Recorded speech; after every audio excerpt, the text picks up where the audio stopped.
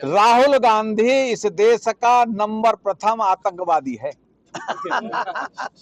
क्योंकि वो इस देश को डिवाइड एंड रूल, अंग्रेज मर गए औलाद छोड़ गए, अंग्रेज मर गए औलाद छोड़ गए, तो इनका ना तो कोई धर्म है ना ईसाई धर्म है। बाप थे मुस्लिम, बाबा थे मुस्लिम, बाप फिर क्रिश्चियन हो गए, क्रिश्चियन की से शादी करी, तो ना ये मुसलमान रहे, न हिंदू रहे, न क्रिश्चियन रहे, न सिख हुए।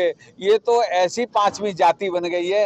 ये इनको किसी के साथ कोई सरोकार नहीं है, हिंदुस्तान से इनको कोई लेना देना नहीं है। हिंदुस्तान को लुटेरे के रूप में लूटने के लिए आए इटली से लोग, तो इसलिए ये नंबर 1 आतंकवादी। रेलवे को लेकर देश के नंबर 1 टेररिस्ट अगर किसी को, मेरे ख्याल से किस पे इनाम होना चाहिए पकड़ने के लिए, या देश का सबसे बड़ा दुश्मन जो जिसको लाना चाहिए एजेंसीज को, वो आज राहुल गांधी है। आपने 3 चीजों का जिक्र किया। इस देश में लोकतांत्रिक व्यवस्था में 5 बार के चुने हुए सांसद इस देश के नेता प्रतिपक्ष के लिए जिन शब्दों का प्रयोग बीजेपी या उनके घटक दल कर रहे हैं, इस हिंसा पर वरद हस्त किसका है?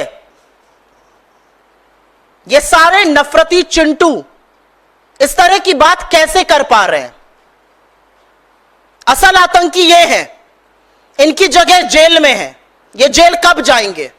और अगर इनको नरेंद्र मोदी और अमित शाह का संरक्षण नहीं है तो क्या इनकी हैसियत और हिम्मत है कि ये इस तरह की बातें कर ले?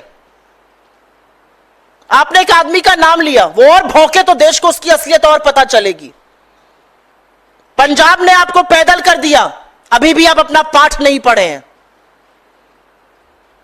जिसकी राजनीति राहुल गांधी के आगे पीछे घूमकर चमकी, जब वो इस तरह की बातें करता है तो शर्म आती है। लेकिन असलियत यह भी है कि जब आप कांग्रेस के सगे नहीं हुए तो बीजेपी में आपके ऊपर भरोसा कौन कर रहा है? तो आप सिर के बल खड़े होकर चिल्लर पार्टी की तरह चिल्लाएंगे, इस तरह के बेतुके बयान देंगे। लेकिन नेता प्रतिपक्ष के खिलाफ हिंसात्मक बयान देना, हिंसा की बात करना एक लोकतंत्र में बिल्कुल भी बर्दाश्त नहीं किया जा सकता है। और मैं इस मंच से कहती हूं, अगर नरेंद्र मोदी और अमित शाह इन सब लोगों के खिलाफ एक्शन नहीं लेते हैं तो यह आपके इशारे पर कहा जा रहा है आपका संरक्षण प्राप्त है।